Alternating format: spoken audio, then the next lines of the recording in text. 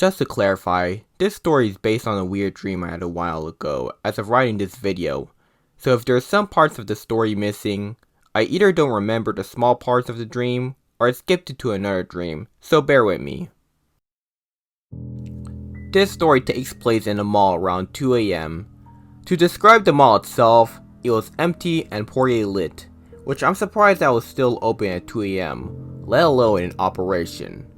In front of me was a small Toys R Us store, which despite the company closing down 3 years ago, for some reason this store was able to open, with the sign well lit, with the Toys R Us logo still showing, but what's weird is I used the older logo from the early 2000s rather than its current logo.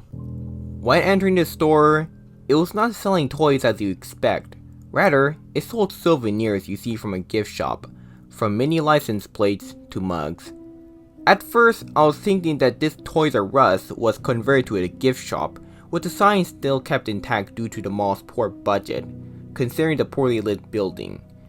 That was until I went to the back section, which had worse lighting than the mall itself.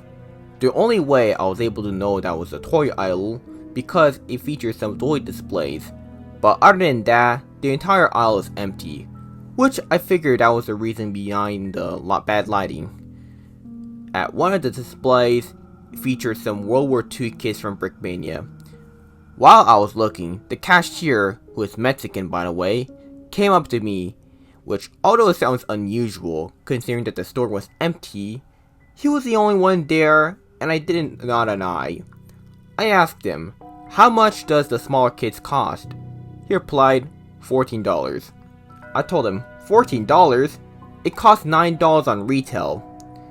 Even if I did want to buy it, it was gone anyways. Then something gazed into my eyes. A bin, and inside were some electronics, and one of these was a Gizmondo. For those you don't know, a Gizmondo is a type of handheld system that kind of failed in the United States. Just Google it up, you'll see it. So, I asked him how much, and he said $10. I was about to dig up into the bill to find more stuff, but by this point, the mall was about to close, and since I only had $30, I gave him $10 in cash. Suddenly, I was teleported to what seemed like his house, but I made the transaction anyway and left. What happens next is for you to decide. As I woke up afterwards, and ironically enough, I actually looked up the Gizmondo, and it cost $50 online.